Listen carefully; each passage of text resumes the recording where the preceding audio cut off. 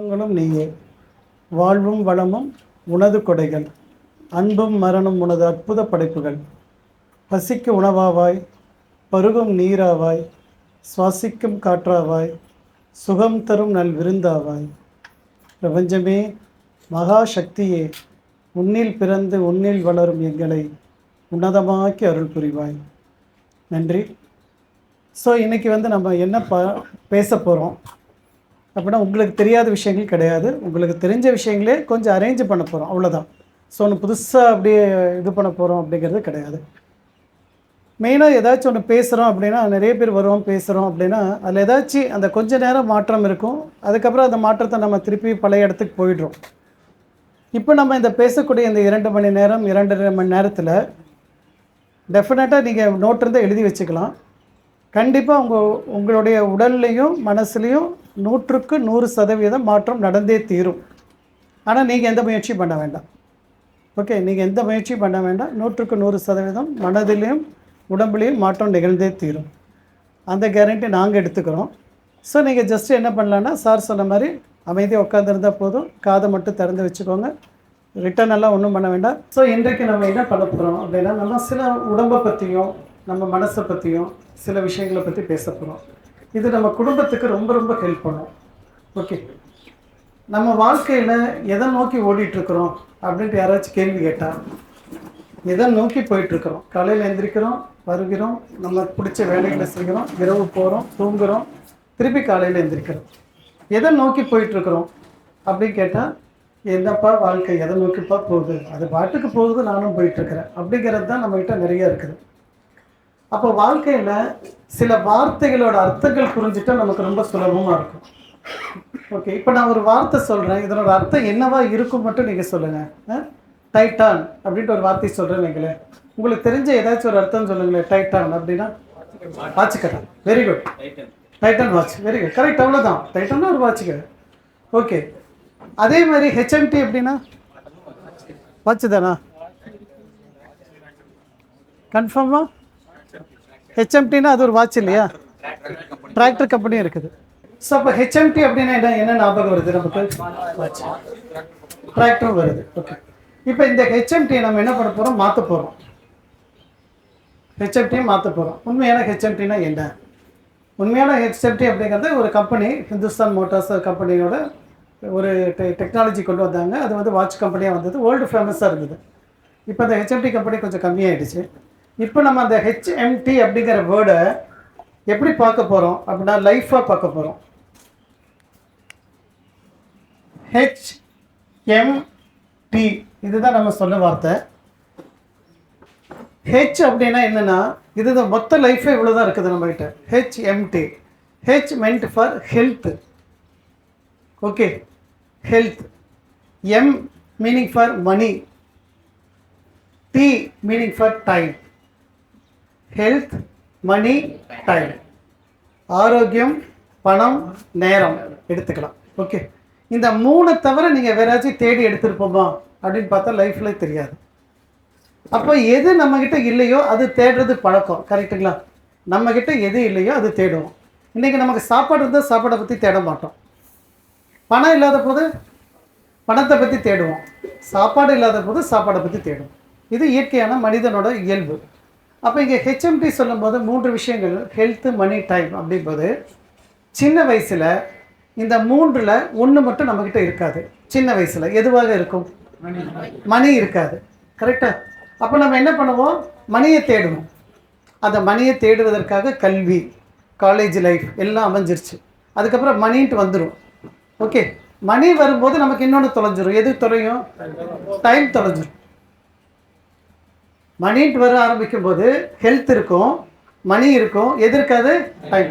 நிற்கிறக்கே நேரம் இல்லைப்பா, ஃபங்க்ஷனா சான்ஸே இல்லைப்பா, ஐயோ அதுவா எனக்கு டைம் இருக்காதுப்பா சொல்கிறோமா? நேரமே போகாது. ஊரில் போகிறவங்களெல்லாம் பிடிச்சி இழுத்து வச்சு பேசிக்கிட்டு இருப்போம், ஏன்னா நேரம் போகாது. அவங்க டைம் இல்லைன்ட்டு ஓடிடுவாங்க. பெரியவங்களை பார்த்தா பயந்துட்டு ஓடுறோம் இல்லை? ஏன்? இப்போ பேசுனா பேசிக்கிட்டே இருப்பாங்க ஐயா. அதே மாதிரி தான் நாங்களும் பேசிக்கிட்டே இருக்கிறோம். ஓகே, அப்போ இந்த மாதிரி பயந்துட்டு ஓடுற காரணம் என்னென்னா, அவங்கள்ட்ட டைம் இருக்குது அதனால் பேசுகிறாங்க, நம்மக்கிட்ட டைம் இல்லை, நம்ம ஓடுறோம். அப்போ லைஃப்பில் இந்த ஹெச்எம்டியில் ஏதோ ஒன்றை மிஸ் பண்ணிவிட்டு இன்னொன்று தேடுறதே லைஃப்பாக இருக்குது. பட் இந்த வகுப்பு என்ன பண்ணோம் அப்படின்னா, இந்த 3ஐயும் உங்களுக்கு தேவையான அளவுக்கு கொடுக்கும். எக்ஸஸாக கொடுக்காது. உங்களுக்கு என்ன தேவையோ அதை கொடுக்கும். அதை எப்படி நம்ம கம்ஃபர்டபுளாக இது பண்ணி ரன் பண்ணிட்டு போகலாம் அப்படிங்கிறதுக்கு உண்டான ஹெல்த்தை பற்றி பேசும், டைமில் நடக்கக்கூடிய விஷயங்களை பற்றி பேசும், மணியை பற்றி பேசுவதற்கான நேரம் இருந்தால் மணியை பற்றி பேசலாம். ஓகே, ஸோ இந்த 2 ஹெல்த் டைம் 2 கிடச்சிட்டாலே உங்களுக்கு வந்து ஆல்மோஸ்ட் 80 to 90% சக்ஸஸ் ஆன மாதிரி தான் நம்ம எடுத்துக்கலாம். ஓகே, அதனோட எக்ஸாம்பிள் நாங்கள் வாழ்க்கையில் நிறைய விஷயங்கள் இந்த மாதிரி பார்த்து வந்ததுக்கப்புறம் இப்போ லைஃப் வந்து வேறு மாதிரி போயிட்டுருக்குது, ரொம்ப ஜாலியாக போயிட்டுருக்குது. ஓகே, அதனோட அனுபவங்களை தான் உங்கள் கூட நாங்கள் ஷேர் பண்ண போகிறோம். ஸோ முதல்ல நம்ம இந்த பூமியை பற்றி பேச வர போகிறோம், அப்புறம் நம்ம உடம்பை பற்றி பேச போகிறோம், அப்புறம் நம்ம வாழ்க்கையை பற்றி பேச போகிறோம். இன்றைக்கி 3 செக்ஷனாக இருக்க போகுது. ஃபஸ்ட்டு பூமியை பற்றி பேச போகிறோம், 2வது உடம்பை பற்றி பேச போகிறோம், 3வது வாழ்க்கையை பற்றி பேச போகிறோம். ஓகே, முதல்ல பூமியை பற்றி பேசலாம். அப்படின்னா இங்கே இருக்கக்கூடிய மக்களுக்கு இந்த பிளானட்டில் எத்தனையோ பிளானட்ஸ் இருக்குது, நிறைய பிளானட்ஸ் ஸ்பேஸில் நமக்கு சுற்றிக்கிட்டே இருக்குது. ஆனால் எந்த பிளானட்டில் மனிதர்களோ விலங்குகளோ பறவைகளோ ஆடு மாடுகளோ அல்லது மரம் செடி கொடிகளோ இருக்க முடியும் அப்படி சொன்னால் பூமியில் தான் இருக்க முடியும். மற்ற பிளானட்ஸ் இருக்குது, ஆனால் அதில் இருக்க முடியாது. அப்படி பார்த்தா இந்த பூமியில் என்ன ஸ்பெஷாலிட்டியாக இருக்கிறதா நம்ம நினச்சிக்கலாம். ஏன் இந்த பூமியில் மட்டும் இது பாசிபிள்? ஏன் இந்த பூமியில் மட்டும் இது பாசிபிள்? உங்களுக்கு தெரிஞ்ச எதை வேணால் சொல்லலாம். சார் பூமியில் மட்டும்தான் சார் அஜித் இருக்கார், அதனால் இது பாசிபிள் சொல்லுங்கள். பூமியில் மட்டும்தான் சார் விஜய் இருக்கார், அதனால் பாசிபிள் சொல்லுங்கள். இங்கே கேட்டால் சார் பூமியில் மட்டும்தான் சார் நயன்தாரா இருக்கிறாங்க, அதனால தான் சார் பாசிபிள் சொல்லுங்கள். ஸோ இங்கே மட்டும்தான் பஞ்சபூதங்கள் சமநிலையில் இருக்குது. அவ்வளோதான், சிம்பிளாக சொல்லப்படும். பஞ்சபூதங்கள் சமநிலையில் இருக்குது. இந்த பஞ்சபூதங்கள் சமநிலையில் இருக்கிறனால மட்டும் இங்கே இதெல்லாம் பாசிபிளாக இருக்குது. அவ்வளோதான், இல்லைங்களா? மற்ற பக்கத்தில் என்ன, ஒன்று இருக்கும், ஒன்று இல்லாமல் இருக்கும். இங்கேருந்து பக்கத்தில் ஜஸ்ட்டு கிளம்புனீங்கன்னா ஒரு 10 வருஷம் கூட தேவையில்லை. மெதுவாக போனால் கூட 10 வருஷம் கூட தேவையில்லை. 2.5 வருஷத்துக்குள்ளே நிலாவுக்கு போயிடலாம். இன்றைக்கி 26 பிளான் பண்ணி நீங்கள் வண்டி எடுத்து கிளம்பிட்டிங்கன்னா 28 போய் நிலாவில் போய் உட்காந்துக்கலாம். நிலாவில் யாரும் இன்னும் பட்டா கூட போடலை. போனீங்கன்னா ஆளாளுக்கு 100 ஏக்கரா 200 ஏக்கரா இல்லை, புத்த நிலாவே எனக்குன்னு சொல்லி போட்டு பேனர் கூட வச்சுட்டு வந்துடலாம். ஆனால் அங்கே என்ன இருக்குது? காற்று இல்லை. அப்போது ஏதோ ஒன்று இருக்கிற இடத்துல தான் நம்ம வாழ முடியும். இல்லாத இடத்துல போய் தேடி கண்டுபிடிக்க முடியாத சூழல் இருக்கனால அங்கே யாரும் போகலை. வேடிக்கை மட்டும் பார்த்துட்டு வந்துட்டுருக்கோம். ஓகே, அப்படி பார்க்கும்போது இந்த பஞ்சபூதங்கள் சொல்லக்கூடியது யார்? நீர், நிலம், நெருப்பு, காற்று, ஆகாயம் அப்படின்னு நம்ம சொல்கிறோம். இந்த நீர், நிலம், நெருப்பு, காற்று, ஆகாயம் நம்ம சொல்லக்கூடியதில் அதுக்குள்ளே என்ன இருக்குதுங்கிறத கண்டுபிடிச்சிட்டிங்கன்னா உண்மையால நீர்னா என்ன, நிலம்னா என்னங்கிறத நம்ம பார்த்துக்கலாம். ஓகே, இப்போது நிலம் அப்படிங்கிற ஒரு வார்த்தை எடுப்போம். பின்னாடி இருக்கிறவங்களுக்கு ப்ளூ கலராக இருக்கனால அவ்வளோ கிளியராக கொஞ்சம் தெரியாது. நான் எழுதுறத ரிப்பீட் பண்ணிடுறேன், நீங்கள் மனசில் வாங்கிட்டால் போதுமானது. ஓகே, நிலம் அப்படின்ட்டு எழுதியிருக்கிறேன். நிலம் அப்படின்னு சொன்னால் நமக்கு தெரிஞ்சு உங்களுக்கு தெரிஞ்ச மாதிரி ஒரு எல்கேஜி குழந்தை மாதிரி, ரொம்ப பெரிய இது மாதிரி யோசிக்க வேண்டாம். நம்ம எல்கேஜி குழந்தை மாதிரி நிலம் அப்படின்ட்டு ஒரு குழந்தைகிட்ட சொன்னால் அது அதை பற்றி என்ன சொல்லும்? மண். அப்புறம் நிலத்தில் என்னடா பண்ணலாம் அப்படின்னு நம்ம அந்த குழந்தைகிட்ட கேட்குறோம், என்ன சொல்லும்? விளையாடலாம். வெரி குட், இப்போ தான் நீங்கள் எல்கேஜிலே இருக்கிறீங்க, அப்படியே இருக்க, மேலே வந்துடாதீங்க, கெட்டு போயிடும். ஸோ மண், விளையாடலாம். அப்புறம் மண்ணில் செடி வைக்கலாம். அப்புறம் மண்ணில் வீடு கட்டலாம், மண்ணில் டான்ஸ் ஆடலாம், மண்ணில் தான் ஓட முடியும். இல்லை யோசிச்சு பாருங்கள், அந்த இடத்துல ஓட முடியாது, மண்ணில் தான் ஓட முடியும். மண்ணில் தான் வீடு கட்டுறோம், மண்ணில் தான் விளையாடுறோம், எல்லாமே மண். இப்போ உட்காந்துட்டு இருக்கிறது மண்ணில் தான். இன்கேஸ் மண்ணை மட்டும் எடுத்துட்டாங்க வைங்க, நம்ம நிலைமை யோசிச்சு பாருங்கள், அந்த இடத்துல எவ்வளோ நேரம் இப்படி உட்கார முடியாது. அப்போ மண் அப்படின்னா நம்ம வந்து ஒரு விஷயத்தை புரிஞ்சுக்கிறோம், அது ஒரு ஸ்டெபிலிட்டியான பாயிண்ட்டு. ஒரு ஸ்டேபிளாக நிற்குது, அசையாமல் இருக்கிறது மண்ணோட வேலை. அசைஞ்சிருச்சுன்னா மண்ணு கிடையாது. அப்போ நிலம் அப்படின்னா ஒரு மண் அப்படிங்கிறது ஸ்டேபிளாக இருக்கணும் அப்படிங்கிறது ஒரு பாயிண்ட் எடுத்துக்கலாம். அதை விட சரி, இப்போ கொஞ்சம் எல்கேஜிலேருந்து ஒரு 5வது வகுப்போ 4வது வகுப்போ போயிட்டோம் வைங்களேன், அந்த குழந்தைகிட்ட கேட்குறோம் நிலம்னா என்னடா, மண்ணுனா என்னன்னு சொன்னால் அது என்ன சொல்லும்? என்ன பண்ணலாம்? விவசாயம் பண்ணலாம். விவசாயம் பண்ணலாம், கரெக்டாக. மண்ணுனா விவசாயம் இல்லைங்கன்னா 5வது படி வந்துட்டோம் நம்ம, அதனால விவசாயம் பண்ணலாம். பெரிய வார்த்தை, விவசாயம் பண்ணலாம். இப்போ அடுத்த கேள்வி, விவசாயம்னா என்ன? உணவு உற்பத்தி பண்ண, அது ரொம்ப அட்வான்ஸ்டு லெவலு. நீங்கள் காலேஜ் அளவுக்கு யோசிக்கிறீங்களா? 5வது வரைக்கும் தான் எனக்கு தெரியும். நெல் பயிர் பண்ணலாம், செடி வளர்த்தலாம். ஓகே, இப்போ நெல் பயிரிடலாம். ஐயா உங்கள் பேர்? ரமேஷ் சார் சொல்லிட்டார் நெல் பயிரிடலாம். ஓகே, அவர்கிட்ட கேட்குறேன் நெல் எப்படி பயிரலாம்? இல்லை சார், ஒரு நல்ல நெல்லாக பார்த்து எடுத்துகிட்டு வந்து விதைச்சி அதை ஒரு ஃபஸ்ட்டு வயலில் ஊனி, அதுக்கப்புறம் அங்கேருந்து கொண்டு போய் கழனிலேருந்து கொண்டு போய் வயலில் ஊனி மாற்றி வச்சு வளர்த்துனா நெல் அப்படின்னு. இப்போ நான் ஒரு நெல் பயிரிடுறேன், இது நெல் தானா சொல்லுங்கள். ஓகே, ரமேஷ் சார் கொடுத்த நெல்லை வாங்கிட்டு போய் ஒரு பூமியில் பதிய வச்சு நல்லா தண்ணி ஊற்றி காற்று வீசி எல்லா 5 பஞ்சபூதமும் கொடுத்து வளர்த்துறேன். நல்லா பெருசாக வளர்ந்துருச்சு. ஓகே, பெருசாக வளர்ந்ததுக்கப்புறம் அது ஒரு கட்டத்தில் அறுவடை பண்ணணும்ல. அறுவடை பண்ண போகும்போது அதில் இருந்து ஒரே ஒரு நெல்மணி தான் வரும். எவ்வளோ வரும்? ஒரே ஒரு நெல்மணி தான் வரும். அப்படி நான் சொன்னால் இது விவசாயமா? எல்லாம் பண்ணனே, 3 மாதம் வெயிட் பண்ண ரமேஷ் சார் சொல்லுவார், இதுக்கு பருத்தி மூட்டை பருத்தி குடல்லே இருக்கலாம் இல்லை, இதுக்கு எதுக்கு சார் 3 மாதம் நீங்கள் வெயிட் பண்ணீங்க, இந்த வேலையை பண்ணுறதுக்கு நீங்கள் எதுக்கு சொல்கிறார்ல. அப்போது ஒரு விவசாயம்னா என்ன? அப்போ அது மண்ணில் தான் நடக்குது, வேறு எங்கேயும் நடக்கலை. அப்போ மண்ணில் நடக்கிற ஒரு விவசாயம்னா எந்த மீன் பண்ணுறோன்னா, ஒன்று போடணும், அது என்னவா மாறணும்னா பலதாக பெருகணும். அப்போ ஒரு நெல் போட்ட 300 நெல்மணிகள் வந்துருச்சு அப்படின்னா கரெக்டு. ரமேஷ் சார் சொல்லுவார், சார் சூப்பரான விதை போட்டீங்க சார், அருமையாக நடந்துருக்கு சார், மண் செம்மையாக இருக்குது சார், எல்லாம் சொல்லிட்டு வருவாங்க. இப்போ ரமேஷ் சார் என்ன பண்ணார், மண்ணில் போட்டால் இப்படி நிறையா வளரும் அப்படின்னு சொல்லிட்டேன், நான் கதை சொல்லிட்டேன்னு நினச்சிட்டு இவர் வீட்டுக்கு போகிறாரு. வீட்டுக்கு போனால் வீடு பக்கமாக சார் தூரமா சார்? கொஞ்சம் தூரம், பரவாயில்ல, நாங்கள் வரமாட்டோம். ஓகே, வீட்டுக்கு போயிட்டார். வீட்டுக்கு போனோன்னா பார்த்தா அங்கே வீட்டில் அவங்க ஏதோ ஒரு எலியை பிடிக்கிறக்காக எலியை பிடிச்சி அடித்து வச்சுட்டாங்க. ரமேஷ் சார் பிடிச்சி யோசிச்சார், இந்த எலி என்ன பண்ணலாம், சரி இதையும் மண்ணுக்குள்ளே போட்டு புதைச்சி வைக்கலான்னு மண்ணுக்குள்ளே போட்டு புதைச்சி வச்சுட்டாரு.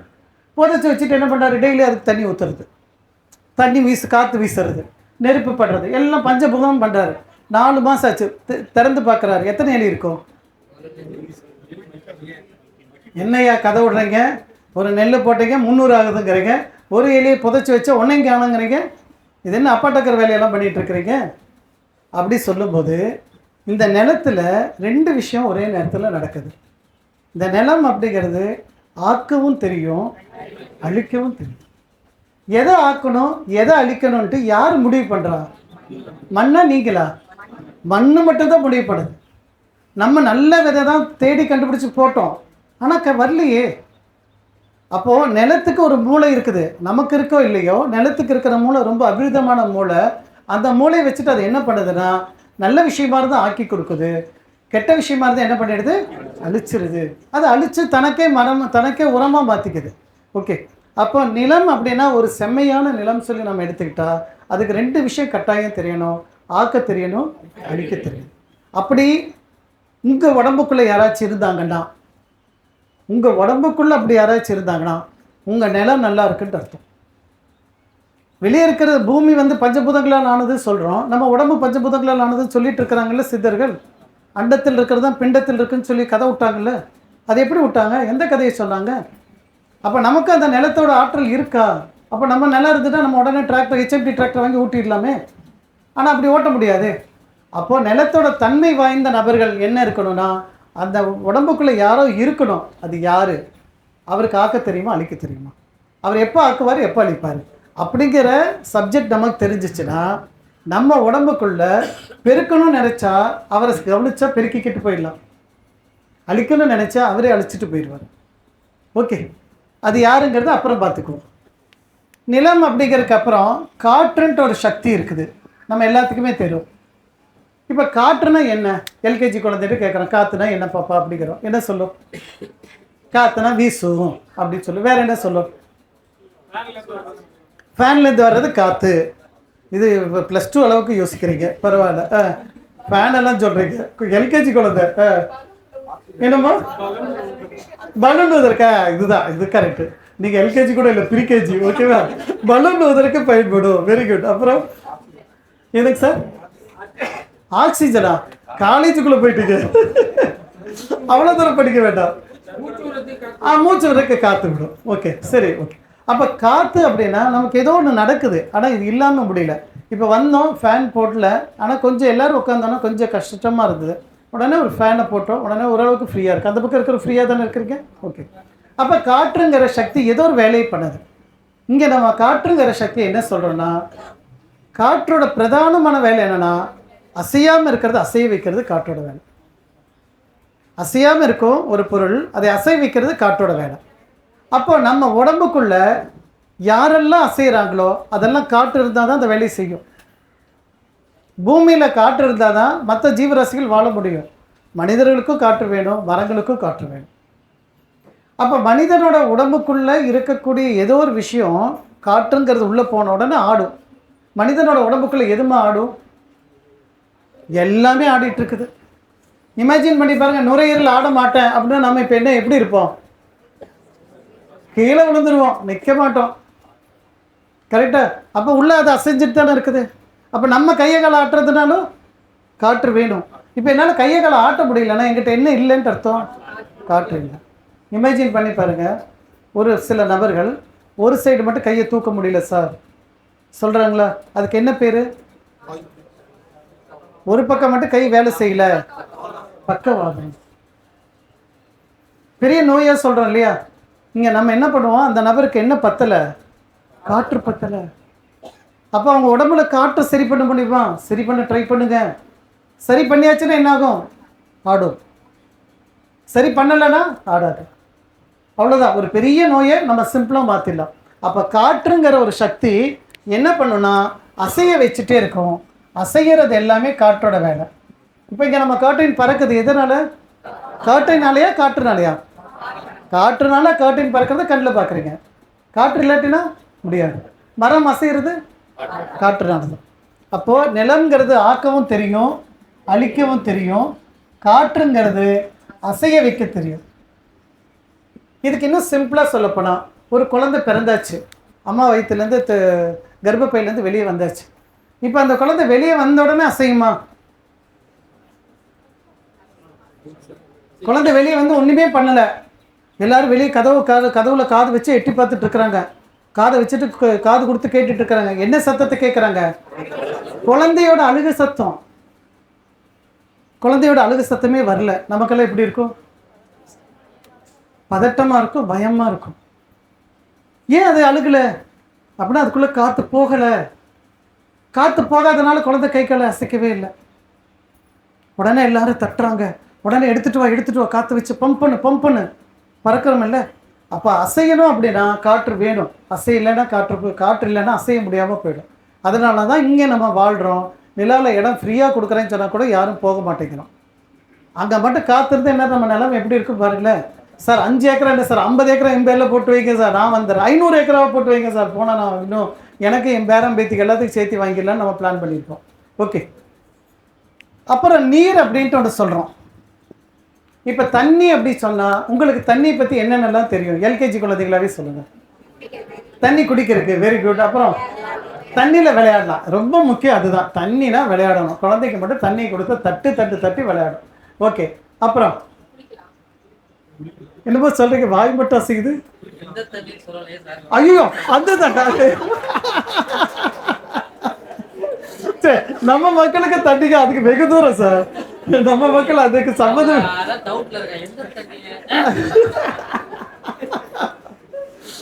இல்லை. நம்ம மக்களை பத்தி எனக்கு தெரியுங்கிறனால அந்த தண்ணி பத்தி யோசிக்கவே இல்லை. பட் இருந்தாலும் ஓகே ஓகே. நீர் தண்ணி அப்படின்னா எதை மீன் பண்றோம்? குடிக்கிறதுக்கு தண்ணி பயன்படும். வேற வேற குளிக்கிறதுக்கு பயன்படும். வேற துவைக்க பயன்படும். சூப்பர். சாமான் விளக்கிறதுக்கு பயன்படும். Correct, very good. சமைக்க பயன்படும். இது 3ஆம் கிளாஸ். எல்கேஜி அளவுக்கு யோசிக்கணும், 3ஆம் கிளாஸுக்கு போயிட்டு இருக்கேன். உங்களுக்கு ப்ரொமோஷன் கொடுக்கவே இல்லை. அப்போ துவைக்க பயன்படுது, துணி துவைக்க பயன்படுது, குளிக்க பயன்படுது, சமைக்க பயன்படுது. அப்படி பார்த்தா க்ளீன் பண்ணுறது அப்படின்னா தண்ணியோட வேலை. ஏதாவது ஒன்று க்ளீன் பண்ணணும். இப்போ கார் க்ளீன் பண்ணணும், 2 வீலர் க்ளீன் பண்ணணும், முதல்ல எதை எடுத்துகிட்டு வரீங்க? தண்ணி தான் எடுத்துகிட்டு வரீங்க. பாத்திரத்தை க்ளீன் பண்ணணும், தண்ணி தான். உடம்பை க்ளீன் பண்ணணும், தண்ணி தான். அப்போ தண்ணி அப்படிங்கிறது க்ளீன் பண்ணுறதுல, அதாவது சிம்பிளாக சொல்லப்போனால் தூய்மைப்படுத்துறதுல தண்ணியை மிஞ்சருக்கு ஆளே கிடையாது. தூய்மைப்படுத்தணும். எதை தூய்மைப்படுத்துறதுனால அவர் தான் வேணும். நீர் இல்லைன்னா தூய்மைப்படுத்துதல் பண்ண முடியாது. ஓகே. அப்போது தண்ணிக்கு வெறும் தூய்மைப்படுத்துதல் மட்டும் பண்ணுதா அப்படின்னா உண்மை. தூய்மைப்படுத்துறது தான் அதனோட பிரதானமான வேலை, அதுக்கு மாற்றுக்கிறது கிடையாது. பட் அதை தவிர இன்னொரு ஸ்டெப்பு அஹெடு தாண்டி போகுது. விவசாயத்துக்கு தண்ணி தேவை, நம்ம அதுதான் சொல்கிறோம் இல்லையா? நீரின்றி அமையாது அப்படி சொன்னது யாரு? வள்ளுவரா? ஏனம்மா மாத்துறீங்க? ஔவையார் தானம்மா. ஆமா, உங்க இனத்துல இருக்கிறவங்கள பிரிச்சு எங்க பக்கம் சேர்த்து விடுறீங்க, நல்லது பண்றவங்க எல்லாம் விட்டு விட்டுறீங்க. ஓகேவா? நார்மலா திருக்குறள்ல வந்து 7 வரி சொல்லும், 7 லைன் இருக்குல்ல, 7 வேர்டு சொல்லுவோம்ல. அவை வந்து ரொம்ப ஷார்ப்பு.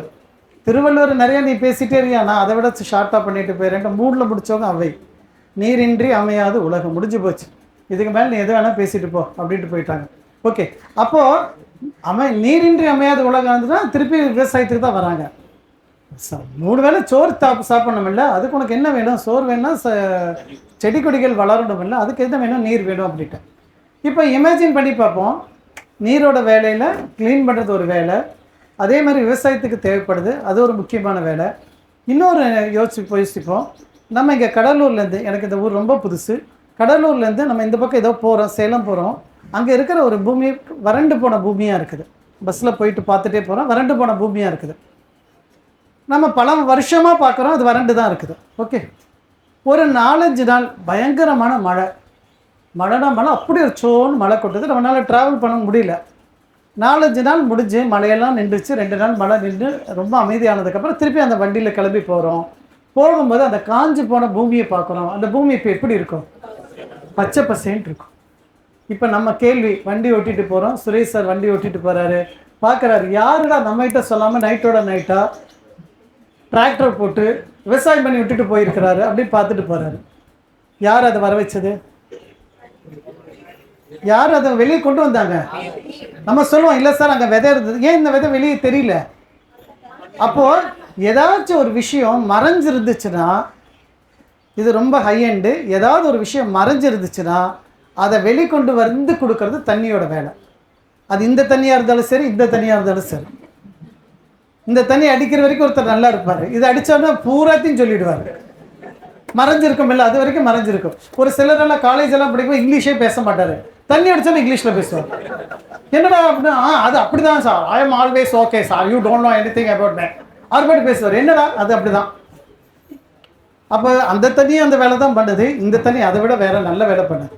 ஓகே, அப்போது நீர் அப்படின்னா முக்கியமான விஷயம், மறைந்திருக்கிறத வெளிக்கொண்டு வந்து தரணும்.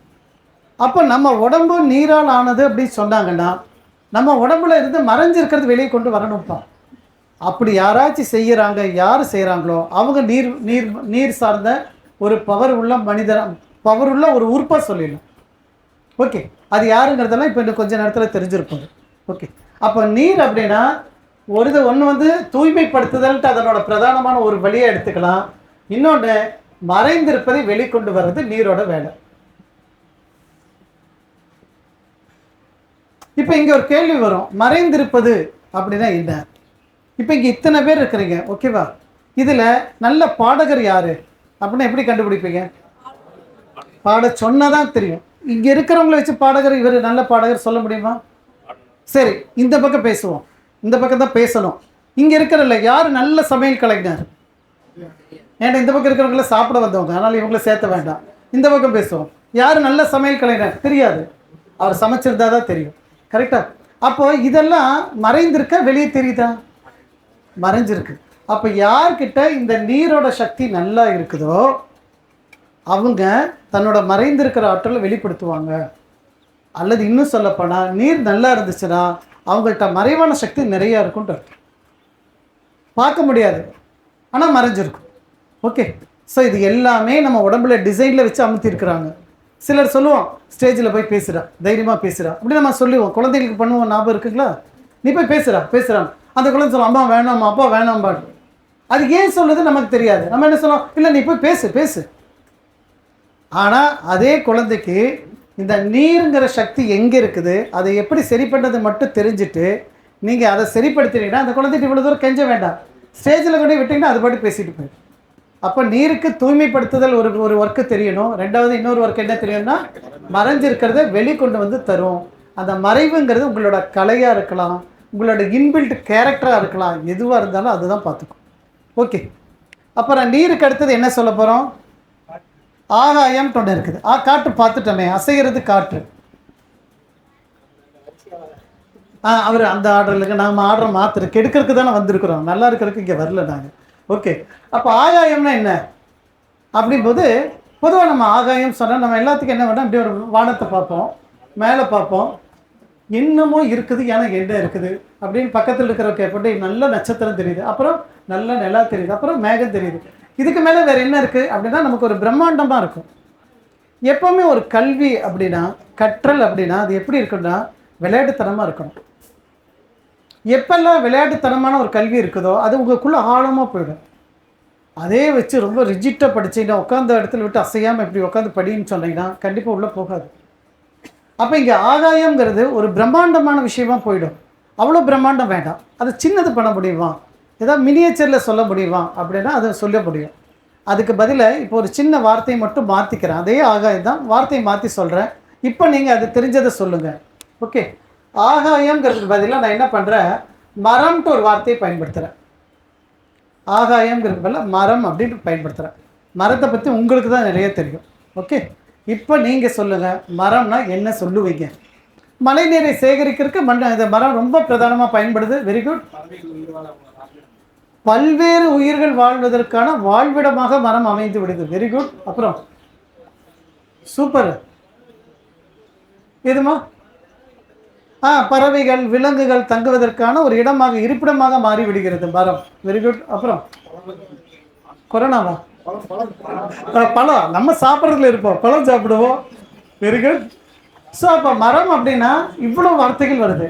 ஆகாயம் சொல்லும்போது வார்த்தையே வரல, பிரம்மாண்டம் தான் இருக்குது. எப்போவுமே கல்வி பிரம்மாண்டமாக இருக்கக்கூடாது. சிம்பிளாக இருந்தால் நமக்கு அழிக்கவே முடியாது. ஓகே, நம்ம கல்வியெல்லாம் ஸ்கூல் கல்வியை ஏன் பயப்படுறோன்னா பிரம்மாண்டமாக மாற்றிட்டாங்க. சிம்பிளான கல்வியை பிரம்மாண்டமாக பண்ணிட்டனால தான் நம்ம பயந்துக்கிறோம். அதே சிம்பிளாக இருந்தால் நம்ம யாருமே நம்மளை பீட் பண்ணவே முடியாது நாலேஜில். ஓகேவா? அப்போ இந்த மரங்கிறதுல நம்ம இவ்வளோ பேசுகிறோம். ஆனால் இதே மரத்தில் தூங்குறதுக்குன்ட்டு ஒரு டைம் வச்சுருக்காங்கல்ல. மரத்துக்கடையில் எப்போ தூங்கலாம், எப்போ தூங்கக்கூடாது? பகலில் தூங்கலாம். ஏன் சார் நைட்டில் தூங்கக்கூடாது? பாருங்கள், இது காலேஜை மீறி போகுது. ஆக்சிஜன் வருது, கார்பன் டை ஆக்சைடு வருது, மோனாக்சைடு வருது, டை ஆக்சைடு வருது, என்னடா பேய் வருது. இங்கே பாருங்க, கல்யாணம் ஆயிடுச்சுங்களா? இவர் வேற எதையோ சொல்றாருப்பா. சின்ன வயசுல சொல்லுவாங்களே, இல்லை நீங்க கல்யாணம் ஆனதுக்கு அப்புறம் சொல்ற மாதிரியே இருக்குது. அது நல்லது, கல்யாணம் ஆயிடுச்சா கேட்டேன். ஓகே, அப்ப மரம் அப்படின்னா நம்ம சொல்றோம் பகல்ல தூங்கலாம், இரவுல தூங்கக்கூடாது. பகல்ல ஏன் தூங்கலாம்? பகல்ல நல்ல ஆக்சிஜன் கிடைக்கும். இரவுல ஏன் அதே மரத்துல தூங்கினா என்ன தப்பு அப்படின்னா அது வந்து கார்பன் டை ஆக்சைடு விடுபடும். ஏன் கார்பன் டை ஆக்சைடு விடணும்? பகல்ல செய்யறது நைட்டு செஞ்சுட்டு போக வேண்டியது தானே. ஓ, மனித நடமாட்டம் இருக்கு. அப்ப காட்டுல இருக்கிறதெல்லாம் வேற மாதிரி வேலை செய்தோம். ஏமா பலூன் ஊதுறமா? பலூன் ஊதிட்டு இருந்ததுக்கே கரெக்டா தான் இருந்தது. இப்ப போயிட்டு ஆள் நடமாட்டம் இருக்கனால மரம் மாத்தி வேலை செய்தோம். சரி, ஓகே ஓகே, பரவாயில்ல, அப்படியே இருக்கு, எல்கேஜிலே இருக்கு.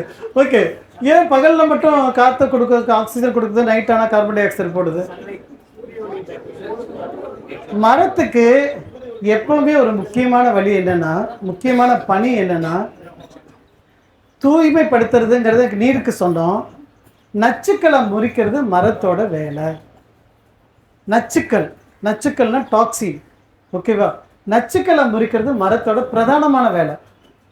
நச்சுக்கள் எங்கே இருந்தாலும் சரி அவர் அப்சர்வ் பண்ணிக்கிறார். ஆனால் தான் ஒரு ஃபேக்ட்ரி கட்டினா முதல்ல மரத்தை வெய்யான்னு சொல்கிறாங்க. ஏன்டா உன் ஃபேக்ட்ரிலேருந்து என்ன வரப்போகுது? நச்சு வரும். மரத்தை நட்டுனா என்ன பண்ணும்? அதை காம்பன்சேட் பண்ணிடும். அப்போது பகலில் வந்து நச்சுக்களை முறித்து ரெடி பண்ணி, பகலில் வந்து உங்கள்கிட்ட நல்ல காற்றை கொடுக்குது.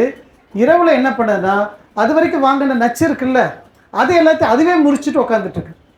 முறிச்சு ரெடி ஆகிடும். காலையில் சன்லைட் வரக்குள்ள திருப்பி காலையில் இருந்துச்சாலும் வாங்க எல்லோரும் வாங்க மேலே வந்து உட்காருங்க, நான் பார்த்துக்கிறேன்னு சொல்லி பாதுகாப்பு. அப்போ மரத்தோட முக்கியமான பிரதானமான வேலை என்னென்னா நச்சுக்களை முறிக்கிறது பிரதானமான வேலை. இப்போ நீங்கள் அப்படியே ஆகாயத்துக்கு போங்க. இப்போ ஆகாயத்துக்கு போவோம். இப்போ ஒரு பெரிய ஃபேக்ட்ரி இருக்குது. அந்த பெரிய ஃபேக்ட்ரியில் ஒரு பெரிய சிம்னி வச்சுருக்குறாங்க. சிம்னி பார்த்தா 300 மீட்டர் ஹைட்டில் வச்சுருக்குறாங்க. நம்ம பரோட்டா கடையில் ஒரு சிம்னி வச்சுருப்பாங்க, பார்த்துருக்கீங்களா? அது எத்தனை அடியில் இருக்கும்? மீறி போனால் ஒரு 8 அடி 10 அடி வச்சுருக்கிறது அதிகம். ஓகேவா? ஏன்னா பரோட்டாலேருந்து வர நச்சு அவ்வளோதான். அந்த கல்லுலேருந்து வரக்கூடிய காற்று, பொல்யூட்டட் காற்று அவ்வளோதான் வருது. ஏன் 300 மீட்டருக்கு ஒரு கம்பெனிக்காரங்க வைக்கிறாங்க? ஏன்னா அதுலேருந்து வர நச்சு அவ்வளோ ஹார்ம்ஃபுல்லாக இருக்கும். அதனால் கீழே விட்டுறக்கூடாதுன்னு மேலே கொண்டு போகிறாங்க. அப்போ மேலே யார் உட்காந்துருக்காங்க? ஈஸ்வரியும் பரமேஸ்வரியும் உட்காந்துட்ருக்காங்களா? கொண்டா என்னை அனுப்பியா நான் வாங்கி வாங்கி காலையில் ஃபுட் ஊதி ஊதி சரி பண்ணுறேன்னு சொல்கிறதுக்கு. அப்போ மேலே ஆகாயம் என்ன பண்ணுதுன்னா இதே நச்சுக்களை முறிக்குது, ஆனால் நமக்கு தெரியல. அதனால தான் நீங்கள் ஆகாயத்தை நோக்கி வைக்கிறீங்களே தவிர யாரும் பூமிக்கு அடியில் உட்காந்து குழியை தோண்டி அந்த புகை போக்கி உள்ளே திருப்புறதில்லை. அப்போ ஆகாயம் என்ன பண்ணுதுன்னா நீங்கள் அனுப்பின நச்சுக்களை முறித்து தூய்மைப்படுத்தி மீண்டும் உங்களுக்கு கொடுக்குது. அப்போ எவ்வளோ பெரிய பிரம்மாண்டமான அகண்ட வெளி பாருங்கள். அப்போ எவ்வளோ பெருசு ஏன் டிசைன் பண்ணாங்கன்னா நம்ம எல்லாருமே ஒரு கட்டத்தில் இதை கெடுக்க போகிறோன்ட்டு அதுக்கு முன்னாடியே தெரிஞ்சிருச்சு. இவனுங்களை நம்பி ஊருக்குள்ளே விட்டோம், இவனுக்கு கண்டிப்பாக கெடுக்க போகிறானுங்க நல்லா தெரிஞ்சுது. ஸோ கொஞ்சம் இடமெல்லாம் பத்தாது, பிரம்மாண்டமாக வச்சுக்கோன்னு சொல்லி ஃபுல் ஸ்பேஸும் உள்ளே க்ரியேட் பண்ணி வச்சுக்கிச்சு. அப்போ ஆகாயம் சொன்னால் ரொம்ப ரொம்ப முக்கியமானது என்னென்னா நச்சுக்களை முறிக்கிறது ஆகாயத்தோட வேலை. நச்சுக்களை முறிக்கணும். ஆனால் இது மட்டுமே ஆகாயத்தோட வேலை அப்படின்னா ரொம்ப சுலபமாக முடிச்சிடலாம். ஆனால் அதையும் தாண்டி கொஞ்சம் உள்ளே போகிறோம். இப்போ நமக்கு நச்சுக்கள் எல்லாம் எங்கே வரும் இமேஜின் பண்ணுங்கள். நம்ம உடம்புக்கு நச்சுக்கள் எல்லாம் எதில் வரலாம்? சாப்பாட்டில் வரலாம், குடிக்கிற தண்ணியில் வரலாம், காற்றில் வரலாம். ஓகே, ஸோ இதில் எல்லாம் எது நமக்கு தெரிஞ்சோ தெரியாமலோ போயிட்டு தான் இருக்கும், நம்மளால் கண்டுபிடிக்க முடியாது. ஆனால் இங்கே இன்னொரு அட்வான்ஸ் லெவலில் சொல்கிறாங்க, அதில் மட்டும் நச்சுக்கள் இல்லைப்பா, உங்களோட எண்ணங்களில் நச்சுக்கள் இருந்தாலும், இதில் எண்ணங்கள் உங்கள் தாட்ஸில் நச்சுக்கள் இருந்தாலும் அதையும் முறிக்கிறது யாருன்னா ஆகாயம்தான். அந்த மாதிரி உங்கள் உடம்புல யாராச்சும் வேலை செய்கிறாங்களா, அவர் தான் ஆகாயத்துக்காரன்னு சொல்லிடலாம். அப்போது என் உடம்புல நச்சு அதிகமாகிடுச்சு, டாக்ஸின்ஸ் அதிகமாகிடுச்சு, உடம்பெல்லாம் சொறி பிடிச்ச மாதிரி இருக்குது, ரொம்ப அரிப்பு வருது, ஏதோ தொந்தரவு பண்ணுது அப்படின்னா ரொம்ப பெருசாக யோசிக்க வேண்டாம். உங்கள் உடம்புல இருக்கிற ஆகாயத்தை கொஞ்சம் சரி பண்ணுங்கள், சரியாயிடும். அதை விட ரொம்ப ரொம்ப முக்கியமானது, வாழ்க்கைக்கு முழுக்க தேவையானது, ஒரு மரம் நின்றுது. நீங்கள் சொன்னீங்க இங்கே பின்னாடி சொன்னீங்கல்ல பறவைகள் வந்து தங்குன்ட்டு, சார் நீங்கள் தானே சொன்னீங்க பேர்? பவகர்ணன். பவர் கர்ணனா பவர் கர்ணனா? கர்ணன்னாலே பவர்ஃபுல்லு, இது என்ன பவகர்ணன்? டபுள் பவரா? Super super. இல்லை சார் நல்லா இருக்குது. கர்ணனே இப்போ பவர்ஃபுல்லு, இது பவர் கர்ணன்னா இன்னும் பவர்ஃபுல்லாக இருக்கிறீங்க. பக்கத்தில் யாரும் உட்காராதீங்க, இப்போ தள்ளி உட்காந்துக்கோங்க. ஓகே ஓகே, பவர் கர்ணன் சொன்னார் பறவைகள் எல்லாம் தங்குச்சு அப்படின்னு. இப்போ இமேஜின் பண்ணி பாருங்கள், இந்த மரம் ஏதாச்சும் ஒரு பறவையாச்சு இங்கே வா வா வான்னு கூப்பிட்டுச்சா? பலூன் ஊதுற அம்மா அந்த மரத்தை பத்தின போய் அங்கே போய் படுத்துக்கிட்டாங்க. ஏமா நல்லா இருக்கு சார். இப்போ அந்த மரம் கூப்பிட்டுச்சா இங்கே வந்து பலூன் ஊது அப்படின்ட்டு? ஒன்றுமே சொல்லலையே. அங்கே 2 ஆடு மாடு போய் படுத்துக்கிச்சு, மரம் ஒன்றுமே சொல்லலையே. அப்போ மரம் ஒன்றுமே சொல்லலை, ஆனால் எல்லோரும் என்ன பண்ணுறோம், மரத்தை நோக்கி போகிறோம். அப்போ நம்மளை நோக்கி வர வைக்கணுன்ட்டு ஏதாச்சும் ஒன்று இருந்துச்சுன்னா, எப்படி நம்மளை நோக்கி ஏதாவது வர வைக்கணுன்ட்டு ஒன்று இருந்துச்சு சொன்னால், நீங்கள் குட்டிக்கரணம் போட்டால் வராது, ஹார்ட் ஒர்க் பண்ணால் வராது, டைம் ஸ்பெண்ட் பண்ணிட்டு இருந்தால் வராது. உங்கள்கிட்ட ஆகாயம் நல்லா இருக்கணும். ஆகாயங்கிறது யார், அவர் என்ன பண்ணுறாரு தெரிஞ்சு அந்த நபரை மட்டும் கார்னர் பண்ணிட்டீங்க சொன்னால் நீங்கள் நினைக்கிறதெல்லாம் சாதிக்க முடியும். ஓகே, அப்போ ஆகாயங்கிறது யாருங்கிறத பற்றி அப்புறம் பேச போகிறோம். இந்த பிரேக் முடிச்சோன்னே நம்ம அடுத்ததாக தான் போக போகிறோம். ஓகே, அப்போ ஆகாயங்கிறது சிறப்பாக இருந்தால் மட்டும்தான் ஈர்க்க முடியும். இப்போ இமேஜின் பண்ணி பாருங்கள், பணம் சம்பாதிப்பது எளிதா, பணத்தை ஈர்ப்பது எளிதா? எது சுலபம்?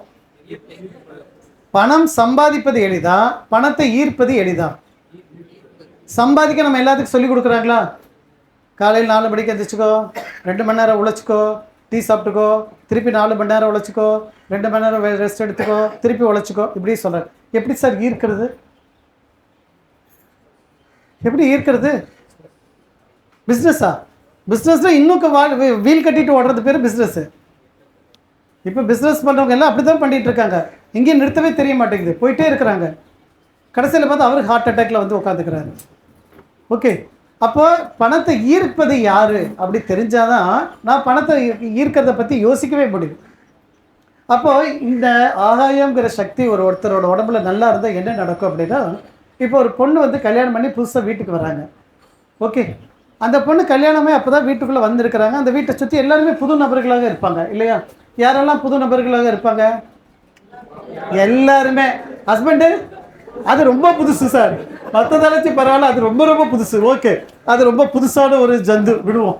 ஓகே, அது ஒன்று. அப்புறம் மாமனார் புதுசு, மாமியார் புதுசு, கொழுந்தனார் புதுசு, கொழுந்தையார் புதுசு, நாத்தனார் புதுசு, எல்லாரும் புதுசு. இப்போ இந்த இடத்துல அந்த பொண்ணுடைய மனம் அப்படிங்கிற மரம் அல்லது ஆகாயம்ங்கிற சக்தி நல்லா இருந்தால் என்ன நடக்கும்? வீட்டில் இருக்கிறவங்கெல்லாம் அந்த பொண்ணை நோக்கி வருவாங்க. இப்போ நம்ம மரம் சொன்னோன்னா நீங்கள் எல்லாரும் என்ன நினச்சிக்கிட்டீங்க? மனசில் ஒரு செழுமையான மரம் மட்டும் தான் உங்கள் கனவுல வந்தது. கரெக்டாக? எல்லாத்துக்கும் அதானே வந்துச்சு. யாருக்காச்சும் பட்டு போன மரம் ஞாபகத்துக்கு வந்ததா? பட்டு போன மரமும் இருக்குல்ல. இப்போ அந்த மரத்தை நோக்கி யாரெல்லாம் வருவாங்க? யாருமே வரமாட்டாங்க. பிம்பிளிக்கு பிளாக்கி ஒன்றுமே கிடையாது. ஓகேவா? அப்போ இந்த இடத்துல மரங்கிற சக்தி நல்லா இருக்கிற ஒரு ஆணோ ஒரு பெண்ணோ இருந்தால் அங்கே அங்கே இருப்பவர்கள் எல்லாம் ஈர்க்கப்படுவார்கள். அவங்க ஒன்றும் பண்ண மாட்டாங்க, அவங்க அமைதியாக இருந்தால் கூட போதும், நீங்கள் ஈர்க்கப்படுவார்கள். இப்போ நம்ம சத்குரு அவரை பற்றி பேசுகிறோம் அப்படின்னா என்ன அங்கே ஸ்பெஷல்? நம்ம எங்கே இருந்தாலும் ஏன் அதை பற்றி நினைக்கிறோம்? ஏன் ஈர்க்கிறாரு? அவர் நம்மளை நினச்சிட்டு இருப்பாரா? தெரியாது. ஆனால் நம்ம அவரை ஏன் நினைக்கிறோம்? எவ்வளோ கிலோமீட்டர் தள்ளி இருக்கிறோம், இமேஜின் பண்ணி பாருங்கள். பார்த்துருக்குறோமா? தெரியாது. ஆனால் ஏதோ ஒன்று இருக்குது இல்லை. அப்போ அந்த ஈர்ப்புங்கிறது எங்கேருந்து வருது சொன்னால் அவருடைய மரம்ங்கிற ஆகாயத்திலேருந்து வருது. அப்போ நமக்கு பஞ்சபூதம் தானே இருக்குது. அப்போ நம்ம பஞ்சபூதத்தில் இந்த ஆகாயத்தை கான்சன்ட்ரேட் பண்ணி நம்ம அதை சரிப்படுத்திட்டோன்னு சொன்னால் எல்லாத்தையும் உங்களால் ஈர்க்க முடியும், இன்க்ளூடிங் மணி. ஓகே, அதுக்கு அடுத்தது நிலம் முடிஞ்சது, காற்று முடிஞ்சது, நீர் ஓவர், ஆகாயம் ஓவர். அதுக்கடுத்து இன்னும் யார் இருக்கிறாங்க? நெருப்பு மட்டும் இருக்குது. அப்போ நெருப்புனா என்னப்பா? நெருப்புனா என்ன? சுடு. அப்புறம் வந்துருச்சாங்க முதல்ல சுடு. அப்புறம் சொல்லுங்க, பரவாயில்ல சொல்லுங்க. அம்மா உங்க பேருமா? தமிழ்ச்செல்வி. ஓகே, சொல்லுங்கம்மா. சமைக்கலாம். ஓகே, நீங்கள் தான் பெஸ்ட்டு, எல்கேஜியோட பெஸ்ட்டு ஸ்டூடெண்ட்டு. நீங்களும் தான்ப்பா. என்னம்மா? குளிர் காயலாம், பற்ற வச்சுட்டு குளிர் காயலாம். கரெக்டு. அப்புறம் என்ன சார்? பழசியெல்லாம் போட்டு எரிச்சிடலாம். Very good. அப்புறம் வெளிச்சத்தை உண்டாக்கும். ஆமாம், இருட்டு நேரத்தில் ஒரு பந்தத்தை ஏற்றிட்டு போனால் வெளிச்சம் கிடைக்கும். Very good. அப்புறம் மாப்பிள்ளை பெஞ்சு, கர்ணன் சார். அங்கே பாருங்க, இதுதான் கர்ணனோட திறமை. சிக்கு முக்கு விளையாட்டா நெருப்பு உருவாகும். Very good, very good, super sir. Okay, வேற நெருப்பை பத்தி வேற என்ன நெருப்பு? அப்ப பொதுவா நெருப்பு அப்படின்னா உங்க சமையலுக்கு பயன்படும். சொல்லுங்க சார். சமையலுக்கு தெரியாம கையை தூக்கிட்டா? ஓகே ஓகே, வச்சுக்கோங்க. ஸோ நெருப்பு அப்படின்னா நமக்கு தெரிஞ்சு எல்லாத்தையும் அழிச்சிரும். கரெக்டுங்களா? ஏன்னா நீங்கள் நெருப்பில் எதை போட்டாலும் புஷ்பம் ஆகிடும் அப்படி சொல்கிறோம். ஆனால் நெருப்புங்கிறது என்ன பண்ணுன்னா ஒன்றுலேருந்து இன்னொன்று மாற வைக்கிறது நெருப்போட வேலை. ஒன்றுலேருந்து இன்னொன்று மாற வைக்கிறது நெருப்போட வேலை. இப்போ இமேஜின் பண்ணி பாருங்கள், இட்லிக்கு மாவு எடுத்தாச்சு, அப்படியே சாப்பிட முடியுமா? அப்படியே ஆளுக்கு ஒரு வாயை தரங்க ஊற்றிட்டு போங்க போங்க போங்க போங்கப்பா எல்லாம் இட்லி சாப்பிட்டாச்சு போயிட முடியுமா? அப்போ அங்கே ஏதோ ஒரு மாற்றம் பண்ணணும் இல்லை? இட்லி மாவை மாற்றம் பண்ணணும். என்னவா மாற்றம் பண்ணணும்? தோசையாக பண்ணலாம், பணியாரமாக பண்ணலாம், இட்லியாகவும் பண்ணலாம், ஊத்தாப்பம் பண்ணலாம். பாருங்கள், ஊத்தாப்பத்தை விட்டுறதுக்கு ஊத்தாப்பம் பண்ணலாம். அப்புறம் ஒன்று அடுத்தது ஒரு நெய் தோசை வேணும், மசால் தோசை வேணும், என்னென்ன ஆசை இருக்கோ எல்லா தோசையும் வந்துடும். ஓகே, இது எல்லாமே மாறணும் சொன்னால் அந்த மாவு ஒன்று தான். அந்த மாவை மாற்றுறதுக்கு ஒருத்தர் பேஸ் வேணும். யார்? அப்போ நெருப்புங்கிறது ஒன்று இல்லைன்னு வைங்களேன், அது செய்ய முடியாது. இப்போ தான் ஒரு பிரச்சனையும் வருது இங்கே. நெருப்புன்னு ஒன்று இல்லைன்னா செய்ய முடியாது, கரெக்டு. அதே சமயம் நெருப்பு ரொம்ப அதிகமானா ஊற்றி வச்ச தோசை என்னவா மாறும்? கருகி போயிடும், பயன் இல்லாமல் போயிடும். நெருப்பு ரொம்ப கம்மியாக வச்சுட்டா இப்போ என்ன ஆகும்? வேவாது, அப்புறம் மாவை சாப்பிட்டுட்டு போங்கிற நிலைமையாக ஆகிடும். ஓகே, அப்போ நெருப்புங்கிறது கரெக்டாக இருந்துச்சுன்னா நல்லபடியான ஒரு உருமாற்றத்தை உண்டாகும். அப்போ நம்ம உடம்புக்குள்ளே ஏதோ ஒன்று உருமாற்றம் அடையணுங்க. காலையில் இன்றைக்கெல்லாம் உப்புமா சாப்பிட்டோம் இல்லையா? இந்த உப்புமாவாக உடம்பு கெட்டுச்சு. நீங்கள் தானே உப்புமா கொடுத்தீங்க. உடம்பு என்ன கேட்கும்? எனக்கு அயன் கொடு கேட்கும், கால்சியம் கொடு கேட்கும், விட்டமின் கொடு கேட்கும், குளுக்கோஸ் கொடு கேட்குது, ஜிங்க் கொடு சொல்லுது, பாஸ்பரஸ் கொடு கேட்குது. நீங்கள் அதெல்லாம் கொடுத்தீங்களா? ஒன்றுமே கொடுக்கல, வெறும் பொங்கல் உப்புமா வச்சு போட்டு கதை விட்டுட்ருக்கீங்க. அப்போ இது எல்லாத்தையும் வாங்கி இந்த உப்புமாங்கிற ஒரு விஷயத்தில் கூட சட்னிங்கிறதும் சாம்பாருங்கிறதையும் வாங்கி வச்சுக்கிட்டு இத்தனையாக பிரிக்கணும். இல்லை இந்த அம்மாவுக்கு இன்றைக்கி அயன் கொடுக்கணும்ப்பா, நான் அயன் அதிகப்படுத்திக்கிறேன். இல்லை இவர் நேற்று ரெஸ்ட் எடுக்கல, இன்றைக்கி ரெஸ்ட் எடுக்கணும் பாவம், அதனால் அவர் கொஞ்சம் கால்சியத்தை கொடுக்குறேன். ஐயா இவர் நேற்று ஏற்கனவே மூட்டு வலின்னு சொன்னார், இவர் கொஞ்சம் குளுக்கோஸ் ஏற்றி விட்டுறேன் அப்படின்னு சொல்லி மாற்றணும். அந்த மாத்திரை திறன் உங்கள் உடம்புக்குள்ளே யார் இருக்குதுன்னு பார்ப்போம். அவர் நல்லா இருந்துச்சுன்னா தான் உங்கள் பிளட் ரிப்போர்ட்டு நல்லா இருக்கும். நீங்கள் பிளட் ரிப்போர்ட் எடுத்துகிட்டு வச்சுட்டு அலையிறீங்கல்ல, சார் எனக்கு இது கூடிருச்சு, இது குறைஞ்சிருச்சு, இது கூடிருச்சு, இது குறைஞ்சிருச்சு. அப்போ கூடிருச்சு குறைஞ்சிருச்சுன்னா பிளட்டில் இருக்கிற வேல்யூ தான் பார்த்துட்ருக்குறோம். நாம் இங்கே என்ன பண்ணுவோம், பிளட்டை வேல்யூ வச்சுட்டு உன் அடுப்பு எப்படி இருக்குதுன்னு பாரு, ரொம்ப அதிகமாக இருந்துச்சா முதல்ல குறை, ரொம்ப குறைவாக இருந்தால் 2 ஊதி அதிகப்படுத்து. அதிகப்படுத்துகிற என்ன சார் ஆகும், இட்லி நல்லா வந்துடும், தோசை நல்லா வந்துடும், பிளட் ரிப்போர்ட் நல்லா வந்துடும். ஓகே, அப்போது நெருப்புங்கிறது ஒன்றுலேருந்து இன்னொன்று உருமாற்றம் அடைய வைக்கும். உருமாற்றம் அடைகிறதோட முக்கிய வேலை நெருப்பு. அதனால தான் நம்ம எதை போட்டாலும் அது எரிச்சிரும் சொன்னால், எரிச்சிருதுன்னா என்ன மீனிங்னா போட்டது ஒன்றா இருக்கும், கடைசியில் சாம்பலாக்கி கொடுத்துரும், உருமாற்றம் அடையுது. நம்ம நெருப்புக்கு ஒரு கடவுள்னா யாரை சொல்லுவோம்? நெருப்புக்கு கடவுள் அக்னி தேவன் கடவுள் சொல்லி சிவனை சொல்லுவோம். சிவன் ஆக்கிற கடவுளா அழிக்கிற கடவுளா? அழிக்கிற கடவுள். எப்படி இப்போ கடவுள் போய் அழிப்பார்? கடவுளுக்கு என்ன அந்த வேலையா, அழிக்கிற வேலையா? அழிப்பது அவரோட வேலை கிடையாது. என்ன பண்ணுவார், உருமாற்றத்தை உண்டாக்குவார். உங்கள்கிட்ட கெட்டது இருக்கா மாற்றிடுவார்.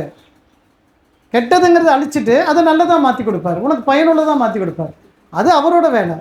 அப்படிங்கிறனால நம்ம அது தெய்வத்தில் கொண்டு வரும்போது கடவுளை வந்து சிவனாக கொண்டு வந்து அவர்கிட்ட நெருப்பெறிகிற மாதிரி அவர் அக்னி தேவனாகவும் நடராஜனாகவும் மாற்றி சொல்கிறோம். ஓகே, அப்போ எல்லாமே நெருப்புங்கிறது ஒரு உருமாற்ற தடை வைக்கும். அது மட்டும் கிடையாது, நெருப்புங்கிறது எல்லாத்துக்கும் மேலே ஒருத்தர் உயிரோடு இருக்காரா இல்லை புட்டுட்டாரா அப்படின்னா எப்படி கண்டுபிடிப்பீங்க?